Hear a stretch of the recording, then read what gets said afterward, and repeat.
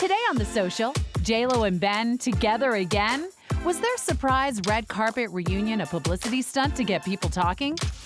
And Connor McDavid's new contract leaves millions on the table in pursuit of a Stanley Cup. Is chasing wins over wealth admirable? Then, as the seasons change, so should your beauty routine. What makeup and skincare to splurge on, and what to save on when the weather turns cool. Plus, a conversation starter for families around gender identity. Acclaimed children's author Andrew Larsen and son Bells chat about their new picture book. It all starts now on The Social.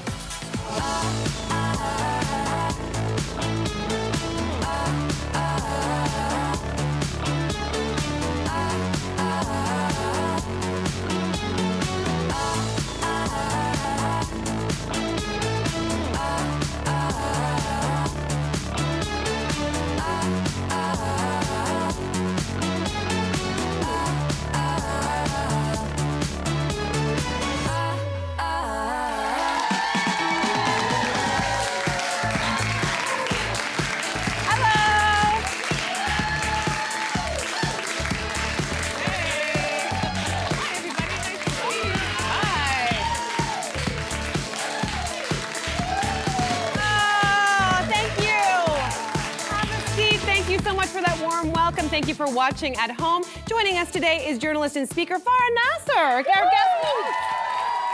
Love having you here. Love being here. Also, my lipstick is really dark. It might end up on my teeth at some point during the show. I'll let you know. There we go. I'll let you know. That's hey, friendship. guess what, you guys?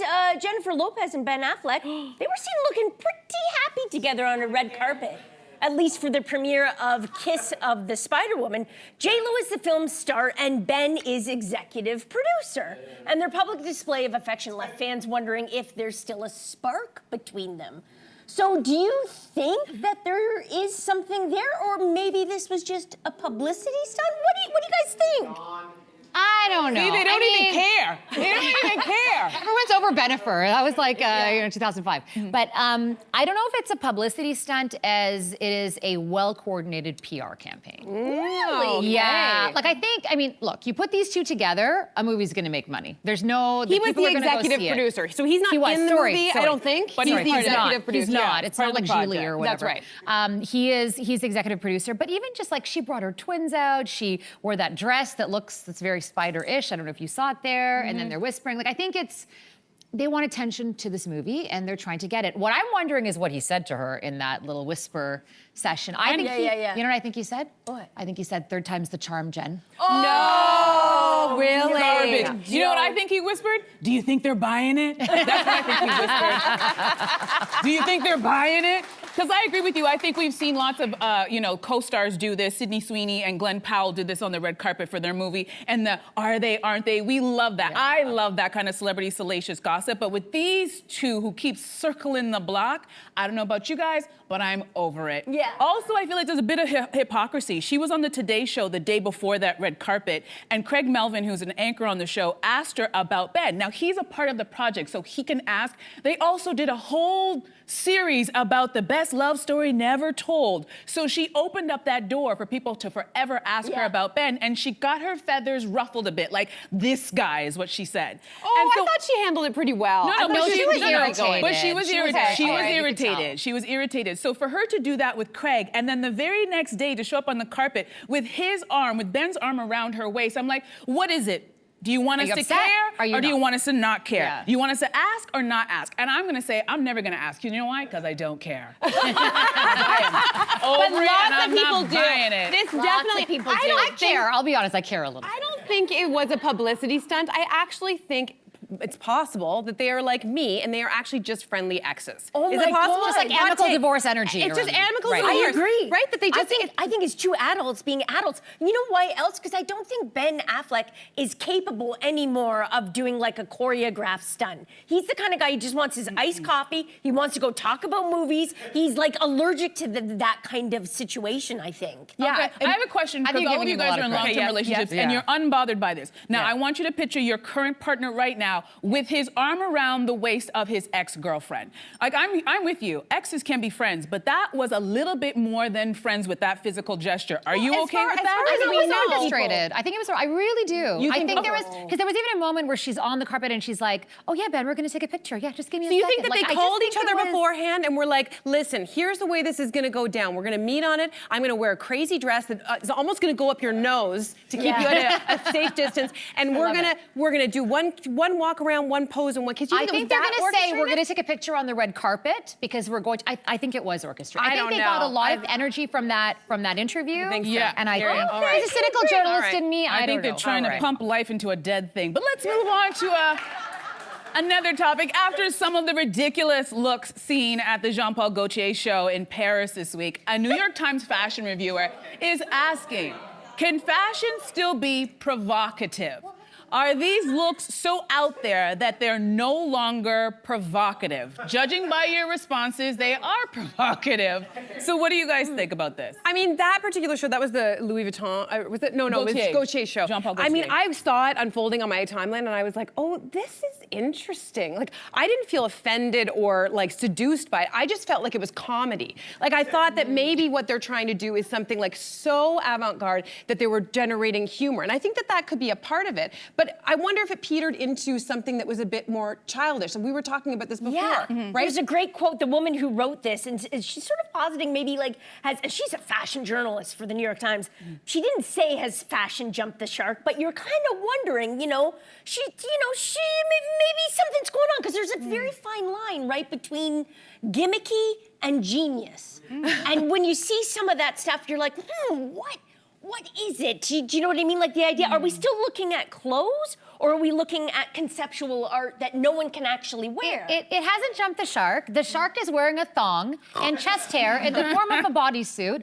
I honestly think that they've just run out of ideas. I really think they just have no more ideas left, and they're doing this like, look at this picture. So are they doing it for clicks? This is interesting. What is this? Guys, come on. Well, they're doing shit. That's a bodysuit, I think. I think that could be a gender play. Where I do think you're agreeing, and where I agree with you, is there was this Maison Margiela show where there was this very fetishy kind of like mouthpiece that was going on. They were like a dental kind of thing. Did you see this kind of a thing? This one. And to me, this is very 90s. If you look up any video that Marilyn Manson did in the 90s, that they did this kind of thing, and I'm like, what is this? It's just fetishy. It feels tired. It's not shocking anymore. It's derivative. Anyway, I'm a huge fan of fashion. It's when I first got into this industry. I was trying to work on fashion television and Fashion File. Do you guys remember those shows? I worked on fashion television. So I have a different perspective on it. I think, the conception of fashion shows actually started in the 1860s with a man by the name of Charles Frederick Worth. And he would just gather all of these very wealthy people, have a private show,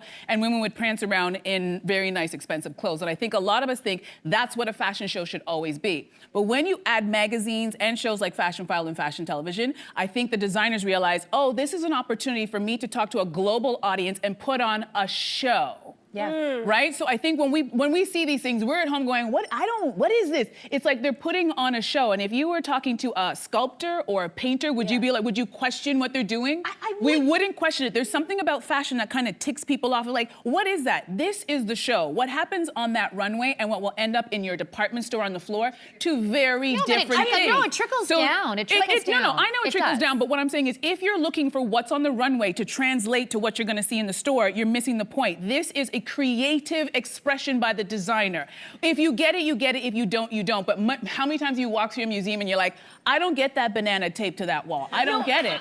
But it is an artistic expression. I totally agree, and I believe that fashion can provoke, it should shock, it should do those things, but call me old-fashioned, I wonder if you should still be able to wear it. Like the idea of like, even those crazy... Like, that's not accessible. Wait, it's not meant to be accessible what you're seeing on the runway. It's a show. But it's not even shocking anymore. Like, it's just a Wednesday, honestly. You know what they need to do? They need to go backwards. They need to showcase heels that are comfortable, pockets that don't, like, that show our silhouette, and barrel jeans that don't add 10 pounds to my body. That's what they need to do. That's a nice idea, but we're in a clique where people's attention spans are so short that you have to capture their attention. So then would you argue that fashion's selling out then if they're just doing it for viral No, moments? I think they're just being creative, and I would never call them sellouts, because if a designer has thought about something and they're like, this is my creative expression. This is how I feel. Sometimes when you hear the backstory, you go, oh, this is what they were trying to tell us. And I think you have to do a little bit more research and a little bit less judgment about what you think a designer should do, because we do not do that to painters, we do not do that to sculptors or anybody else in the But we arts. don't wear paintings. Exactly. I was thinking the same thought. On that note, okay, we're gonna take a quick break, and then on the other side, hockey fans are still reeling after Connor McDavid leaves millions on the table to stay with the Oilers. So is chasing wins over wealth admirable? We're gonna talk about that when we get back.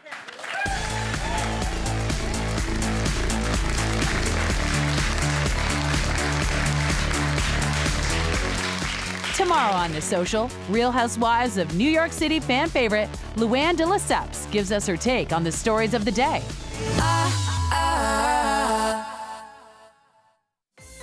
This week on The Social, legendary Canadian talk show host Deanie Petty swings by to chat about returning to TV in her 80s.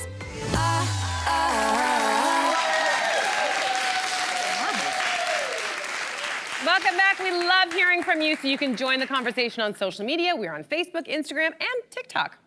Okay, we have to talk about Connor McDavid. Everyone's talking about Connor McDavid today because he signed a 2-season contract extension with the Oilers that's considered way below market value. McDavid will make $12.5 million US a year, the same as his last deal. In comparison, last week, Minnesota Wild winger Kirill Kaprizov, so I was trying to remember, set the NHL record with a $136 million contract for 8 years, and that breaks down to about $17 million annually. Yeah, so do you all admire this move by McDavid? Audience, will you first? You admire this move? Okay, I will say this. Connor McDavid is a very noble athlete, and the Oilers are very lucky fans. Because if I were Connor McDavid, I would never do this. And I'll tell you why. Athletes already, we know, have a shelf life. I can't think of any other career where you're considered old at 35. You can't start playing at 40. So you have this window, and I remember hearing this athlete talk about professional athletes and the way they need to look at their careers. He's like, there are 3 stages. There's the very beginning, there's the peak, and then there's the pivot. The beginning is obvious. This is when you're honing your skills in the hopes that you will become a professional. During that time, if you are lucky enough to get there during your peak, you're supposed to maximize as much money as you can make, because this is a business. And things can change. You can get injured. You can have a bad coach. Anything can change that whole peak period. And then there's the pivot where you transition out, maybe you become a coach, an owner, or a commentator. Right now, Connor is at the peak to make the top dollar, and he is choosing to not take that money. And I'm just wondering, okay, so it's only a 2-year deal. Yeah. So what happens if he takes this 2-year deal and he still doesn't win a cup for the team? Right? Because 2 years from now, is he going to get offered the same kind of money as he's being offered now? Probably not. And what will the fans say? Will they be like, oh, well, he stuck it out for 2 years. We didn't get the cup. He didn't get his money. He'll never get that money. But it makes for a really nice story for a Disney movie. Like, I just think that it's a very noble thing for him to do, but I think he needs to think, and I think most athletes will be like, you have to make sure you make the most amount of money when you can. Well, actually, it's not $25 million still a lot of money? Yeah, like, are we forgetting how math works? Okay, wait, we're not, I understand it's a lot of money, but you can't compare to what the average person is making. We're not comparing him to somebody who works as a barista in a coffee shop. We're comparing him to other athletes. And as you just mentioned, what was that guy? How much was his contract? Yeah, he should be up there. No, but still, okay. I know you were saying that you think that he's not going to be worth he might not. I think he's going to be worth even more. I think he's going to be the most coveted free agent in 2028. You guys think this is selfless? I don't think this is selfless. I think that this is a business decision. And remember, for him, he's made millions of dollars. To him, success is not more millions, it's the cup. That is his success. So what happened? Here's the deal. But you're talking in absolutes. You're talking like you know for sure he's going to win the cup in 2 years. You're talking like for sure he will not get injured in 2 years. If he doesn't, it doesn't matter. In 2 years, he's going to be out there. The salary cap is going to go way up. He's going to make more than $100 million for an You think he'll be the same athlete and he'll be worth the same in 2 years? Yeah. No athlete can say that. I think, listen, who am I? I'm talking about hockey like I know what I'm talking about. No athlete can say that. I will say that this is not unheard of when it comes to sports. Like, there's many athletes who've taken massive pay cuts. We've also talked about like actors taking massive pay cuts in order to facilitate a project getting done. And they do have an end game in mind, and it isn't a guarantee. There was the Miami Heat, that's a basketball team for Love anyone. it. Back in 2010, LeBron James, Dwayne Wade, and Chris Bosh all took massive pay cuts, I think to the tune of like 15 million or thereabouts, in order to, again, make this kind of strategic alliance. It's a gamble. It was a gamble. Yes. It's a gamble. It's a gamble. But I think we still love those stories. And I think what it'll pay off in also is the admiration from fans who see this as sort of as a sacrifice of kinds. And I think then you can pivot that into, as you're saying, a book deal, a story about leadership, even if it doesn't work out. Even if it doesn't work out. Admiration is wonderful, but you know, generational wealth is even better. And if I were him, I would make sure that I set myself. $12.5 million is in charity. Like somewhere in Canada, a teacher is spitting out their coffee right now. Yeah. Okay. Yeah. I know, but again, a like lot I of said, money. you can't compare it to what regular people make. We're talking apples, comparing apples to apples. In the market and for what he's worth right now compared to other players, he is taking a pay cut. So we're not comparing him. You're right, all of us. Apples to go we at would all love bars, that's $12 million. the comparison. That'll take $12 million to do anything, but we're talking about what he's worth right now, and he's stepping away from that because he wants to win a cup for a team, which is a very nice thing for him to do, and I'm just saying I wouldn't do it. I'm just being honest. Even for the gamble? No. Because it is a gamble. Like he's leaving money on the table now. I put my body on the line, the concussions, the injuries. I'm not But he taking could a make gamble. more with this gamble. But he can make more. I don't go to Vegas to gamble. I go to watch concerts, and there's a reason for that. There we go. I don't like There it. we All go. right, so let's move on to something different, way different. A woman posted on Mumsnet to say that she's worried her boyfriend thinks his cat is more important than her. That's interesting. Well, she writes that he won't shut the bedroom door when they're having sex and has twice stopped what he was doing to pet the cat. Ugh. That's next level. Disgusting. That sounds like a euphemism for something else. So, do pets belong in the bedroom? That's unanimous, I think, Yep. right? That was unanimous. Great, great, great. Because I totally agree. Pets do not belong in the bedroom. And I unfortunately learned this the hard way. Very recent. So my cat, Thomas, we have had him almost for about a year. He doesn't come upstairs. I've got to carry him up to sleep with me in the bed. So like the other day, Simon and I were about to sort of start making the time, and we haven't made the time in a very long time, shall we say. And so things got going, and the door was open, the bedroom door was open, and we kind of said, like, should we shut it? It was like, no, the cat never comes upstairs. I'm talking 3 minutes into making the time. Here's something at the foot of the bed, and he's sitting there like a little pervert watching it. It does ruin the mood, and I was ready to like just call it quits and just cuddle with my kitty, but Simon picked up that cat because, like I said, we hadn't made the time in a long time. And put the cat on the other side of the door, shut the door, and the cat was still on the other side of the door. No, he sat there like a little, just staring. Watching. At least Simon didn't pet him. Like, that's like the threesome no one consented to. Like, oh. So true. It's gross. Yeah, you had a dog. I did have a dog, and you know what? It was very awkward. I was also very strict about my dog being on beds or being on sofas. But you know what the thing is? When you're having the time, you're to the animal, you're having fun, and they want to join in on the fun, and it gets a little awkward. It's their erotica. Like, they think about it. It's They like, think you're what? playing. I think it's their erotica. Or porn? in a past life, they were human. That's what I got the sense of, is like, oh, we're tapping in. Like, I had a cat named Sally Hot Dog, and it was like, you could suddenly see, and I was like, oh, you were a dude in a past life. really? And like, suddenly, you're I don't know. I don't know. Okay. Did I go weird? Did that get little- weird? went a little bit. A little weird. This is Okay. I Food loved for it. thought during this commercial break, because up next, is it wrong to take back a tip? We're wading into a fiery debate happening on Reddit when we get back. Don't go anywhere.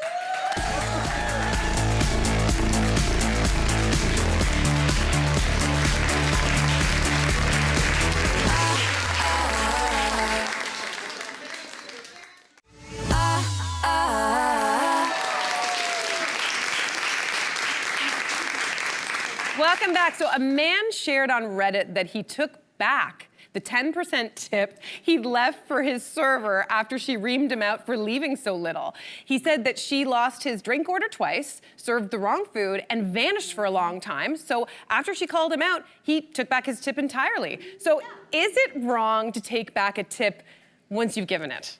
Yes. No, it's wrong. You know why it's wrong? I know you guys Why? don't think it's wrong. Because once it's on the table, it's not yours anymore. Oh. You put it on the table, it is the server's tip. You know what? Well, if you're so upset about this, tell the person why you left them a 10% tip. That's a real boss move because you can be like, you didn't do this, you didn't do this. Next time, maybe you'd consider, or even better, call the manager. Yeah. Why are you no, the tip is there. You're as petty as them if you're taking it back. Do you know what? But I wish I could be that petty. Everyone on the comments in this guy supported this guy because she sounded like she did like a very, very terrible job and he left 10% as sort of the message. And then in front of the whole restaurant, just embarrassing him, and he did that move. Oh my gosh, it's something out of a movie. I couldn't do it. I know. Excessive tipping though has kind of made me into a monster, I will say. Like, anyone else feeling so frustrated by tipping culture? Like, I can't stand it when I walk into a place and I literally go to a refrigerator, pick out the thing, the drink, go up there, and then they offer me, it's you just punched it in. And the option's like 18%, 20, 25%. You're like, I'm giving you 25%. I'm doing all the work. You're not bringing anything to me. I had to walk up to this counter, ask you for it, and I still have to stay at this counter to pick it up. But what am I tipping you for? I'm doing half the work. Let me go behind the counter. I'll just ring it in. Like, that's right. It makes absolutely no sense. And I feel like people have forgotten in the service industry that, you know what? Tipping used to be voluntary, and now it feels like it's mandatory. And they're kind of using this guilt and shame where if you don't tip, we'll talk about you. Like, I know for the longest time there was rumors that Michael Jordan, who's very rich, was a horrible tipper, and no one wants to be seen as that person. But I don't like what's happening. And I hear what you're saying. Once you put the money down, it does seem petty to take it back. But I think he's trying to teach her a lesson where it's like, I don't owe you this money. I have to pay for my meal. This tip is an extra for your great service. And if you are ridiculing me, why would I pay you for that? I know, but do you think that's hard for my money? Why would you ever not leave a tip? I have never not lived. What? You did? Guys, people are gonna come for me. And to be clear, I used to work in the service industry, but like I said, I think I've become a monster. I recently left 0 tip or something. I actually feel bad about it. So this is our therapy session. I was leaving a late night event. I was with my son. We got into a ride-sharing app, and the driver made me feel deeply unsafe. He was driving erratically. He was trying to get there quickly. There was so much stop and start, like heavy on the acceleration, heavy on the brake. And I said a couple of times, like, sir, can you just please slow down, whatever. And we got to the end of it. My son looked like he was about to throw up. So I was so stressed out. And my mama bear came out, and I thought, this is an excessive amount. It was surge pricing. Yeah. I'm already paying more than I should, and I left 0 tip. And I thought to myself, I got out of the car and I immediately felt bad. But then I thought, maybe he'll think, because he asked me, he was like, is your son okay? Is he? And I was like, it's because of your driving, sir. And so I just I don't think you should feel bad. I don't think you should feel bad. I do feel a little bit bad. Why would you feel bad? Because it is hard working in the service industry, and I do think, like, ultimately he was trying to do his job. I just think hopefully he thinks maybe a different way of driving is maybe that's your job. Here's the difference, though. You leave the tip generally after that interaction, but at a restaurant, if you don't leave a tip, most likely the server's going to see you haven't left a tip while you're still there. While you're still there. Yes. Has anyone ever done that? Yes. Yeah. You have? Oh, no, I haven't. I couldn't do that. But they're working on the fact that you feel that guilt. That's exactly what? And this is where we're at. It's been normalized now. I can't do anything about it. This is why we're at because people are like, you know what? You're going to feel too bad to not leave a tip, so I can say and do whatever I want, and you're still going to leave a tip, and I'll still talk about you. And that's wrong. We have to remember, it's service. That's why the extra service, and that's why you get the tip. I don't think you should feel bad. Well for good service, for sure. I don't want people to feel bad. No. Just tip well for good service. Okay, it's time for another break, and then where to save and where to splurge when you're refreshing your beauty routine. Don't go anywhere. We'll be right back.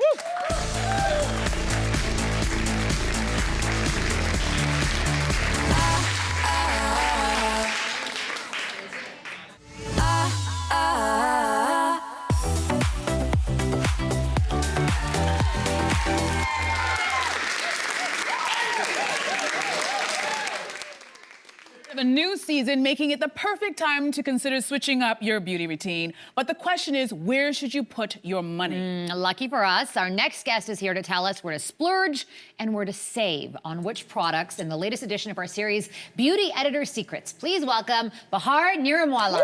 Woo! Yay!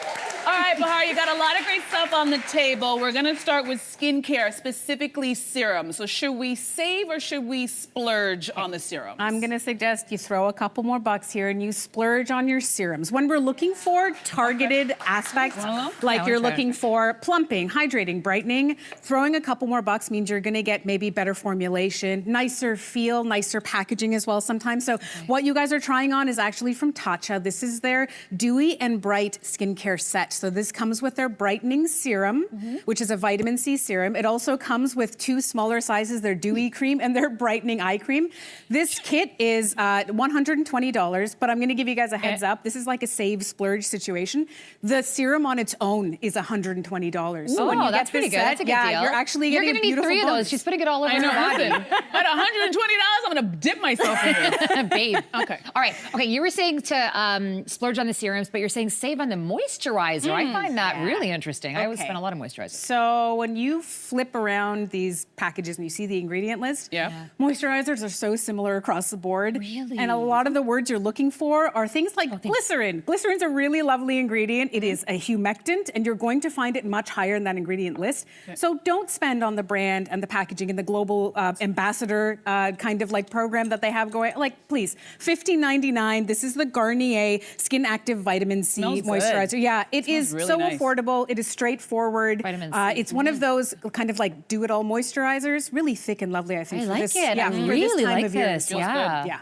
I'm so dry. Yeah, this is perfect. Okay, for our next splurge, you say that we should put money down on a good sunscreen. Yeah, this is a personal favorite But is of there a mine. difference between good and... So yes, when it comes to, it's not about the sun protection factor. You're gonna get it whether you spend big bucks or no bucks. Okay. But here's the deal, you're gonna get more sophisticated formulas, sometimes nicer ingredients. You're going to get lighter weight feels. Sometimes you're gonna get that less white cast aspect. So this is actually in my yes. personal arsenal. This is from Josie Marin. This is their Argan Sun Milk Broad Spectrum Protection. It's an SPF 33. So you're getting UVA, UVB protection. You're getting that sunscreen 33 SPF protection as well. It feels expensive. It feels Right, expensive. and it feels doesn't nice. smell And like it a doesn't- like a sunscreen. feeling. Right, It doesn't no have that white cast because you know cast. us people have a little darker That's hue. We're right. like, yeah, if I Terrible. don't see that That's horrible right. You can't see cast. anything. Yeah, You this see is it? great. And so this one, price okay, point that's wise, good. is at $62. But I think this one's well worth it. Okay, that It's is a lot splurge. for sunscreen, I but heard, okay. I heard somebody go, whoa. Yeah, that's fair. That's totally fair. All right. Totally fair. So let's move on to the next one, which is cleansers. So should we save or should we splurge on our cleansers? I'm a personal believer that anything that goes down the drain, you should be saving your money on. Okay. Good logic. Cleansers, you can get them hydrating, you can get them exfoliating. At the end of the day, they all say the word cleanser. They're meant to clean your skin, remove Right. some makeup. So this option I have here is from Bioderma. This is their Sensibio foaming gel, and this one rings in at a price point of $30.99. And you might be like, $30 is a lot for a cleanser, but here's the beauty math Oh, yeah, on I got it, this. I got it. We You haven't got it? humped either of these. Sorry. Here's We're the- trying to work the But I don't know part. what you're going to do with Totally this fair. because Don't we worry, don't have that's we don't have water. cleanser, yeah. So Don't you I don't worry, know just what you're keep going to do. talking. All Okay. right. All right. So You do yeah, this. so at $30.99, Good consistency. this is maybe you might be like, that's too much to drop at one time for a cleanser, but this container is 500 ml. So if I drop to you guys the beauty math on this, when you balance it out, it comes to about 6 cents per milliliter. And heads up, the amount that you need to wash your face with is less than a milliliter. So this is going to That's last. really, yeah. That's also news to I me. overdo it. Oh, yeah. I'm like, we all do. North I'm Americans, using we it are known for way overdoing overboard. it, but 2 pumps And we wear a lot of makeup, so, is yeah. probably about 0.5 milliliters when you measure it out. So Even just if you wear a lot of makeup like we do? Yeah. do it twice then. It's still a milliliter if you're going to do it twice, totally fair, and it's still 6 cents a milliliter. Good to know. All right. So All right. then the next one is our foundation. Okay, this has to be a splurge. Yeah, this okay, is a good. splurge as far as I'm concerned, and here's the reason why. You're going to get, yes, nicer formulation, nicer packaging, but when it comes to, every brand now is putting out tons and tons of colors, but nuance in color is very important because I can be the same quote-unquote skin color as someone else, but I might have a cool undertone, they might have a warm undertone. Talk to me. We might have neutral, we might have olive undertones. So enter Estee Lauder's Double Wear. This is their stay-in-place makeup. It has a natural matte finish to it. Yours is This That's is your mine. car. I know. That is a match for you, which is really lovely. This is It's why too you light. spend the extra money. Look, you can't You even will. see. It's blended That's in right. perfectly. That's right. When you can't tell that seam between Do the you see foundation and that? your skin, that's It's an all over the undertone. back of my hand. You can't even see it. That's got it. good, right? That's really You good. have all my money if you can do this. Oh my Every God, last but wait, penny. look at mine. It blended in even though it was too late. Okay, you just need to rub it in a little, work it in a bit little bit extra. more. Work it in. Wow, So the that's price good. point on this one, though, that we're looking at is $70.50. So this is where you would place a few more bucks in your beauty budget. Okay, gotcha. Yeah, that's a lot. Okay. If you're saying spend on foundation, you are saying save on primer. Yeah, I think primers are getting kind of convoluted in the beauty world. Please save on primers. They're meant to help your makeup stick. They're not skincare. They can have skincare stuff in them, but they're not skincare. They are meant to act like a glue and enter in the NYX Professional Cosmetics. This is their face glue. This is a primer that looks like It school looks like glue, a glue, right? like from our, when we were young. It rings in at $15, but what I want you guys to do is go on social media and you will find all sorts of kids and influencers rubbing this stuff on their face, and then they are sticking things like caps and little like bobby pins because this stuff acts like glue. Can I It see? will Can I get try? tacky. Well, you have to let it dry a little bit. Is that's but- not a good thing if it's, oh my gosh, it's stuck for a second. Okay, it is very tacky. And so that's why you do want to put your skincare on first, then put your primer on, and then put your makeup on, and it will definitely All right, stick. we're But good. We're good with that one. $15, you'll We're save done. your cash. Okay. Another category that you suggest that we splurge is highlighter. Yes, this is a why? personal favorite of mine. So I don't want my highlighter to look like I'm having beans. I want it Yes. to look like my skin. Yes. So enter Glowy. MAC Cosmetics. This that. is their skin finish look. light struck liquid highlighter. This Give me is all the a highlighter beautiful everywhere. cherry chrome kind of a shade. So this is a very luminous finish. It really is kind of one of those non-glitter highlighters. Like it looks like just a beam of light, but I will give you guys a point on this that it is a $54 price tag. But again, beauty math, a little goes a long way. Right, You yeah, do especially not with need this, full right? pumps. Yeah. Absolutely. Okay. Lastly, you suggest we save our cash when it comes to glosses and lip balm. You got it. These are the most notorious product will wear off. Lip gloss will wear off. Right. Lip balms will wear off. So enter Rimmel London's. This is their Oh My Gloss Butter Me Up Lip Butters. They're very lovely. The consistency is beautiful. They have 5% that's pretty. squalane in them as well, which is nice. So you're gonna get that beautiful cushiony feel. That's nice. But these ring in at $13.49, which is really affordable for a love lip Speaking my that. language, amazing. That's pretty. All right, Bahar, thanks so much for sharing your knowledge with us. We really Fantastic. Good appreciate stuff. it. Thank you. Now make sure you head to our YouTube channel after the show for a recap. Up next, singer-songwriter Bells Larsen with her father, Andrew Larsen. They're going to chat about their new kids' book, so stay with us. Smells good too. This was so perfect.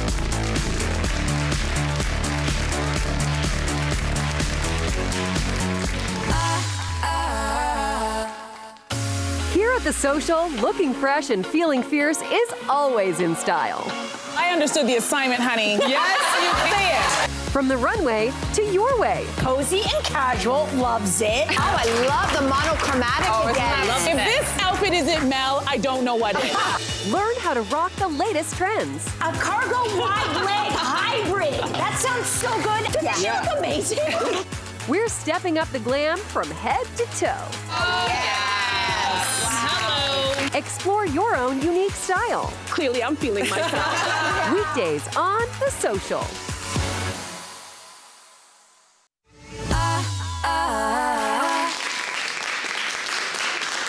Welcome back. Do you ever feel a little mixed up about who you are? Well, this is the question at the center of a beautiful new children's book called Call Me Gray. The story is co-written by singer-songwriter Bells Larsen and his father, Andrew, who is a writer, obviously. And it's inspired in part by Belle's own experience transitioning and the universal experience of exploring who we are alongside our parents. We're thrilled to have Bells and Andrew in studio with us today. Welcome back, Bells, and welcome for the first time, Andrew. So, Andrew, I understand that the seed of this book really actually started with you. So tell us about that. Bells had been visiting over the Christmas holidays a couple years ago and had gone back to Montreal.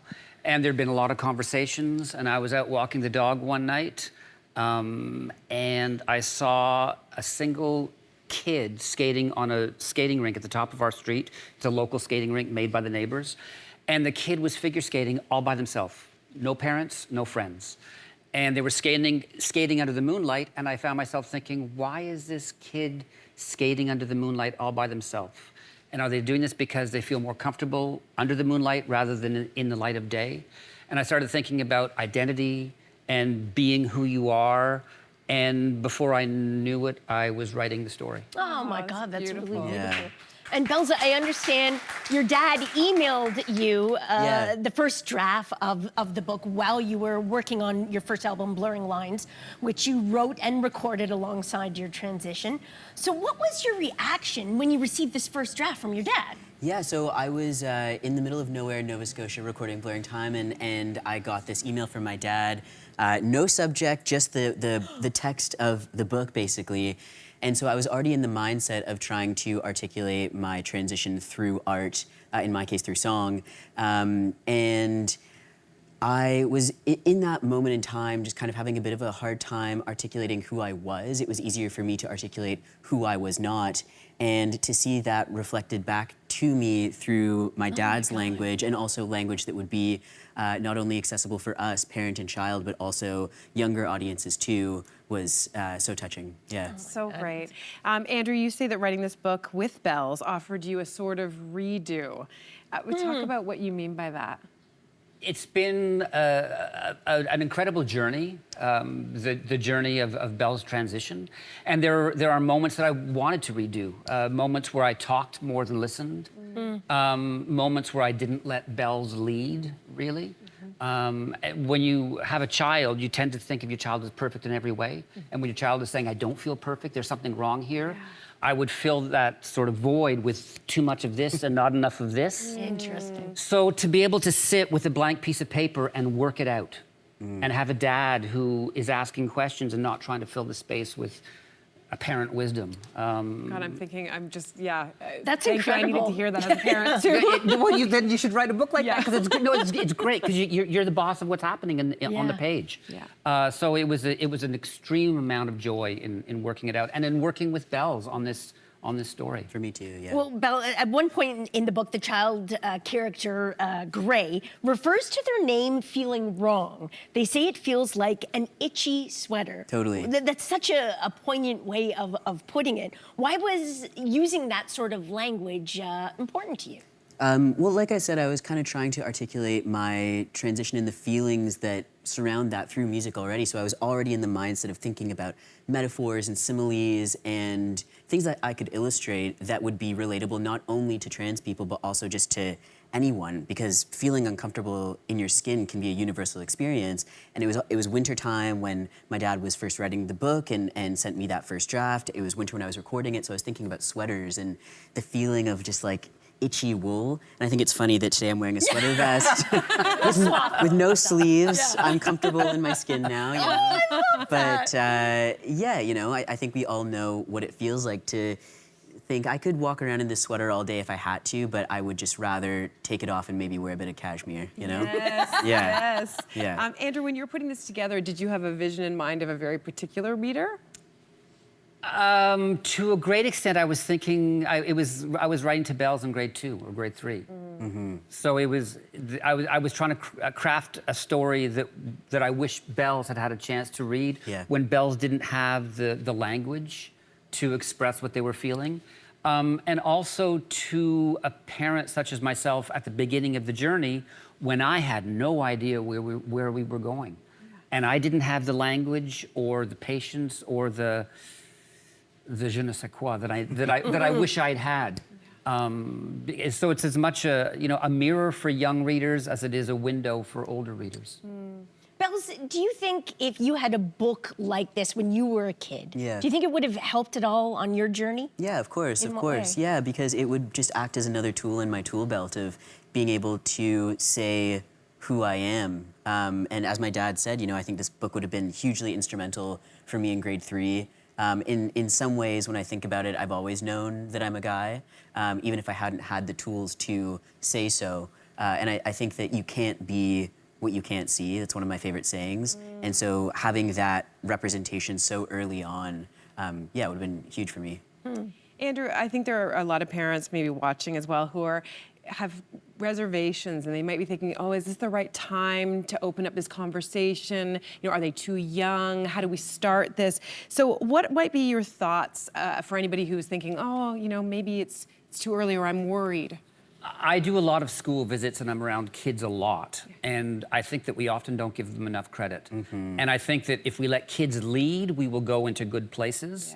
It's probably pointless to talk about it before it's time. And if you let your child lead, it'll be all good. Yeah, and it's kind of a hippie thing to say, but I know a lot of people who are doing like inner child work in therapy as adults, and that's because kids often know what's up and what their most true, authentic self is at a really early age. And I think that, again, like feeling uncomfortable in one's skin doesn't have to be a uniquely trans experience. I think it can be one that people can relate to at any age. So I don't think that there's any age that's too early. That's what's so beautiful about the book too, I will say, is that it leaves it for interpretation about what you're talking about here, and it is a universal experience. so, Really, really well done. Yeah. Bells, if you had to sort of distill it down, what are your hopes for this book? I hope it's the same thing that I say with my music. I hope that people see themselves and their stories reflected in ours. And I think that the illustrator Tallulah Fontaine did such a beautiful job, quite literally illustrating our story. And yeah, I've just been on tour and seeing the way that people are reacting to this book at the merch stand when I'm selling it. It's so touching. And yeah, so I think that all my hopes are happening. It's quite sweet. And to do it together. I know. Yeah. That's a pretty beautiful dream thing. team, yeah. Well, Bells and Larsen, thank you and Andrew, sorry, thank you so much for being here today. And I want everyone to know that Call Me Gray is available now. And to the lucky members of our studio audience, you're all going home with your own signed copy. We'll be right back.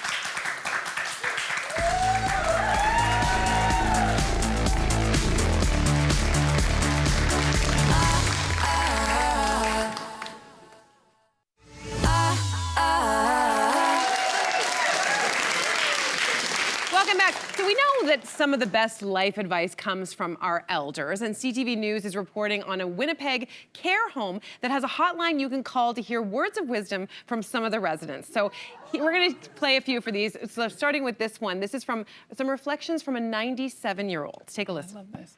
I'm old, very old. I'm 97. My advice, oh, geez, I don't know. I really don't know. Brush your teeth and listen to your mother. You got it? That's sound advice. Words to live by. Just distilling like how complicated life can be into that beautiful sentiment. Oh, I love yes, it. please. Yeah, and this is also a great idea. If you still have your parents and grandparents, record them giving you life advice. That's such a lovely thing to have. I love that. We're going to play another one. This is some advice for living well. Yeah, don't waste your time. Don't have a schoolyard fight. That doesn't get you anywhere. Try and get a smile out of everybody, one a day. Make the world a better place. Pay your bills on time. Don't overextend yourself. That's basic, but That's solid advice. Pay your bills on time. Yeah. He didn't say anything about with a smile. Yeah. I wonder how he feels about tipping. I was going to say the same thing. He didn't say anything about tipping. But here is a tip, one more for getting through Winnipeg winters. Take a listen. Oh, if possible, don't be here. I'm serious. It's so hard on everybody. That's it. Where's the lie? Like truth bombs. That was facts. I love it. All There facts. you go. That was that. That's and I think we learned some beautiful. things about it. I love your advice. Record your parents if they're around. Tomorrow on The Social, author Mona Awad chats about her new novel to the sequel to her viral hit Bunny. Also, stylist Erica Wark was going to show us how to wear purple, the color of the season. I love Prince and I love Purple Rain, but I don't know if I wear Is a lot. this eggplant? Yeah. I'll wear Burgundy wine. That's more of a Tons of Bordeaux. purple. Yeah. Thank you, Farah. Thank you for being with us. Thank you for watching. We'll see you next time.